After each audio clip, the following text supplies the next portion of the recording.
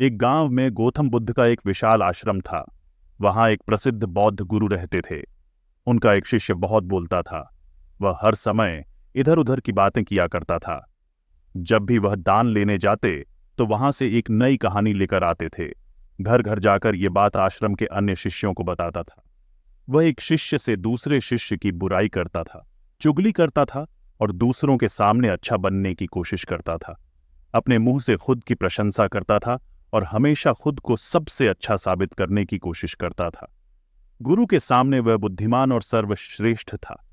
वह अपने आप को सभी शिष्यों से अलग और श्रेष्ठ मानता था। उसने कहा कि मैं एक अमीर परिवार का बच्चा हूं। अगर मैं चाहता तो आरामदायक और सुविधाओं से भरपूर जीवन जी सकता था, लेकिन मैं वह सब छोड़कर आ गया यहां, क्योंकि मुझे जीवन को जानने के लिए, स्वयं को जानने के लिए सत्य की खोज करनी है। इसलिए मेरा बलिदान आप सभी से बड़ा है।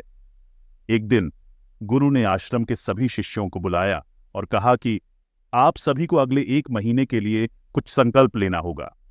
इससे आपकी संकल्प शक्ति मजबूत होगी और आप में आत्मशक्ति का संचार होगा। आप सभी अपनी क्षमता के अनुसार कोई भी संकल्प ले सकते हैं। यदि आप में से कोई 1 महीने से पहले अपना संकल्प तोड़ देता है तो वह अपनी पुरानी दिनचर्या में लौट आएगा। सभी शिष्यों ने बड़ा संकल्प लिया या अपनी शक्ति के अनुसार छोटे छोटे संकल्प लेकर गुरु को अपने संकल्पों के बारे में बताकर चले गए।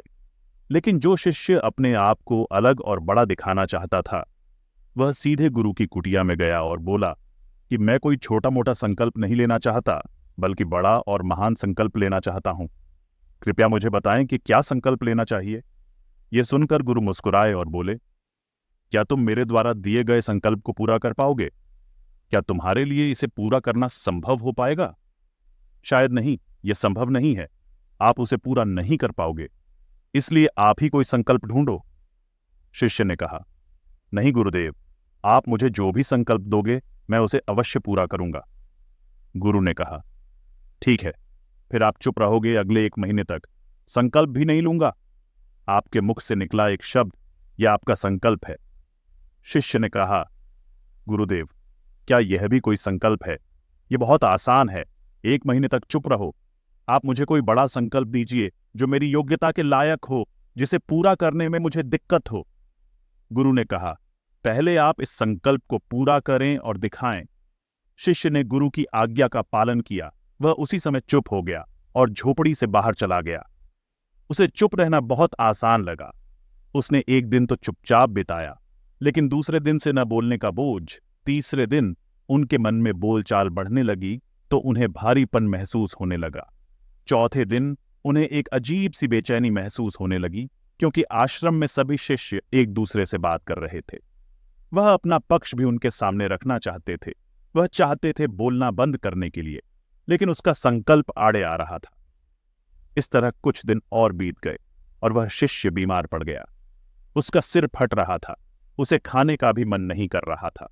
वह बस बोलना चाहता था। वह गुरु के पास गया और उनके सामने लिखकर बैठ गया और उनसे कहा, गुरुदेव, मैं बोलना चाहता हूं। मैं बिना बोले सांस नहीं ले सकता। मेरी सांस फूल रही है। मैं अंदर से पागल हो रहा हूं। मुझे क्या करना चाहिए? मैं अपना संकल्प तोड़ता हूं। यह पढ़कर गुरु मुस्कुराए और बोले, संकल्प तो टूटने के लिए ही होते हैं, लेकिन जो अपना संकल्प पूरा करता है उसकी आंतरिक शक्ति बढ़ती है, और जो अपनी आंतरिक शक्ति बढ़ाता है वह समाज और जागृति के पथ पर आगे बढ़ता है। संकल्प भी आपके हाथ में था और उसे तोड़ना भी आपके हाथ में है। आपके कई भाइयों ने अपना संकल्प तोड़ दिया है और अपनी पुरानी दिनचर्या पर लौट आए हैं। यदि आप ऐसा नहीं कर पा रहे हैं तो आप भी अपना संकल्प तोड़ सकते हैं और अपनी पुरानी दिनचर्या पर लौट सकते हैं। लेकिन याद रखें, यदि आप आज इस छोटे से संकल्प को नहीं संभाल पाए तो आप अपने शेष जीवन को कैसे संभाल पाएंगे? बाकी निर्णय पूरी तरह से आपके हाथ में है। गुरु की इस बात से उस शिष्य के दिल को ठेस पहुंची। वह बिना कुछ कहे वापस चला गया और खुद को अपनी झोपड़ी में बंद कर लिया। वह केवल अपने आवश्यक कार्यों के लिए ही बाहर आते थे और बाकी समय झोपड़ी के अंदर ही बैठे रहते थे। 15 दिन बीत चुके थे और आश्रम के लगभग सभी शिष्यों का संकल्प समाप्त हो चुका था, लेकिन उनका संकल्प अभी भी जारी था। संकल्प लेने के बाद अब तक उन्होंने एक शब्द भी नहीं बोला था। पूरा आश्रम हैरान था कि इतना बोलने वाला व्यक्ति 15 दिन बाद चुप कैसे हो गया। वह फिर अपने गुरु के पास गए और लिखकर बताया, गुरुदेव, मैं बाहर से तो चुप हूं, लेकिन अंदर से बहुत सी आवाजें हैं, बहुत रोना धोना और शिकायतें हैं। मैं अंदर बोलता रहता हूं, मन तरह तरह के सवाल पूछता रहता है। मैं बाहर से जितना शांत हूं, अंदर से उतना ही शोर मचाता हूं। क्या मेरा संकल्प अभी भी ऐसा ही है? गुरु ने कहा, हाँ, तुम्हारा संकल्प अभी भी चल रहा है, लेकिन जब तक लोगों की ये आवाजें तुम्हारे कानों में पड़ती रहेंगी, तब तक तुम्हारा मन बोलता रहेगा, क्योंकि उन्हें बोलने की आदत है। तुम बाहर से चुप रह सकते हो, लेकिन तुम अंदर से बोल रहे होंगे। तुम्हें इन चीजों और इन आवाजों से दूर जाना होगा। शिष्य गुरु को प्रणाम करके वहां से चला गया और सुबह अपनी कुटिया छोड़कर जंगल की ओर चला गया। कई दिन बीत गए, संकल्प का समय भी पूरा हो गया, लेकिन शिष्य वापस नहीं आया। आश्रम में सभी को डर था कि कहीं कोई जंगली जानवर उसे न खा गया हो। इस बीच उसे खोजने की बहुत कोशिश की गई, लेकिन वह कहीं नहीं मिला। सभी गुरु भाइयों ने मान लिया था।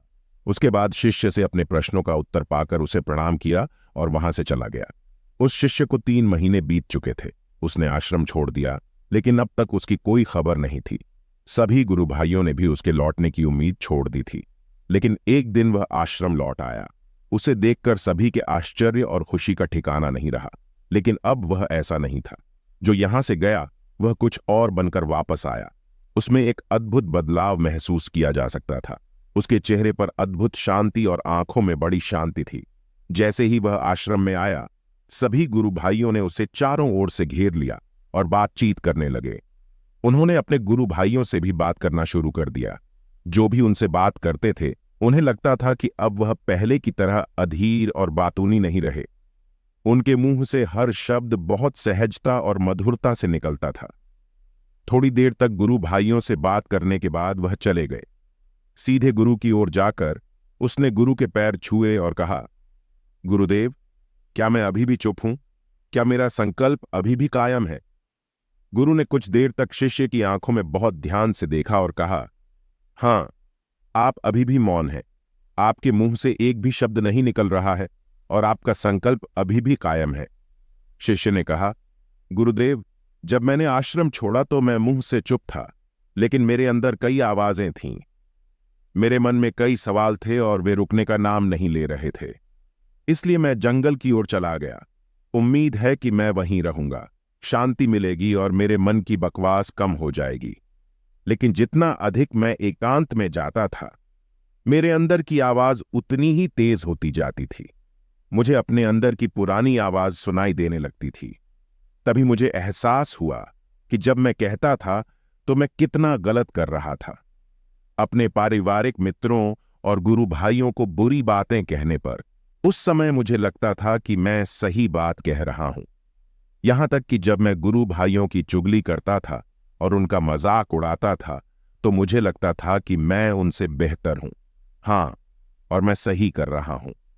लेकिन उस दिन मुझे पहली बार एहसास हुआ कि मैं कितना गलत बोलता था।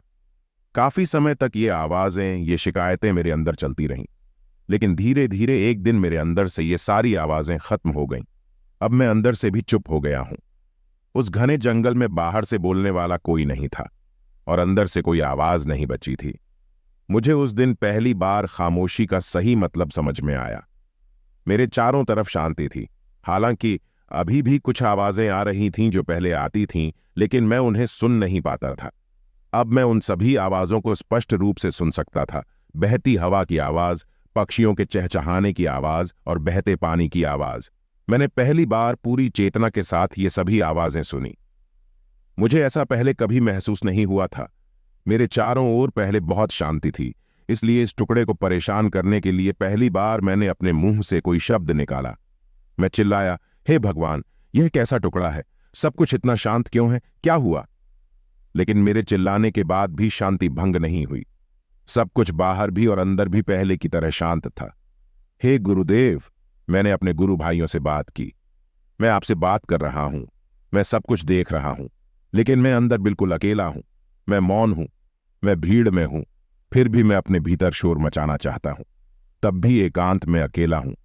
अब सब कुछ दिखाई देने लगा है, सब कुछ सुनाई देने लगा है। गुरु ने कहा, जब तक हम बाहर बोलते रहेंगे भीतर अशांति रहेगी, लेकिन जिस दिन हम भीतर की ओर मुड़ेंगे फिर हमारे मुंह से जो भी निकलेगा हम शांत रहेंगे।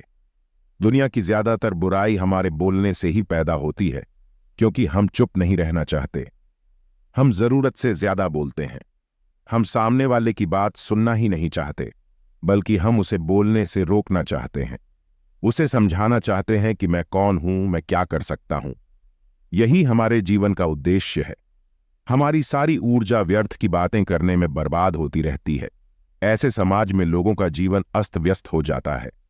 दुख के साथ जो हमेशा एक दूसरे को बताने में लगे रहते हैं, कभी एक दूसरे की बात सुनना नहीं चाहते, कभी समझना नहीं चाहते।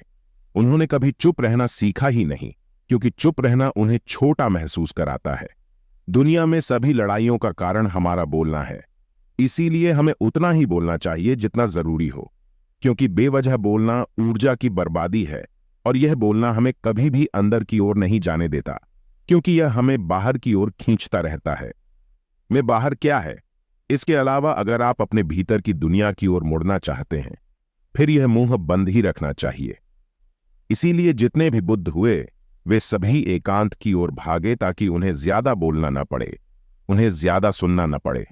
वह एकांत में रहे और शांत रहे। इसलिए आप आसानी से यात्रा कर सकते हैं अंदर, लेकिन अगर कोई चाहे तो इस दुनिया में रहकर भी एकांत में रह सकता है, लेकिन इसके लिए उसे अपनी ऊर्जा बचानी होगी, जिसे वह अब तक अपने निरर्थक शब्दों में बर्बाद कर रहा था। इस कहानी का सबक यह है कि व्यर्थ बोलना है। बहुत अधिक और अनावश्यक बातें करना ऊर्जा की बर्बादी है, जो हमें अंदर की ओर लौटने की अनुमति नहीं देती है, क्योंकि यह हमें बाहर की ओर झुकाती है। जिन्हें अंदर की ओर यात्रा करनी है, उन्हें अपना मुंह बंद रखना चाहिए।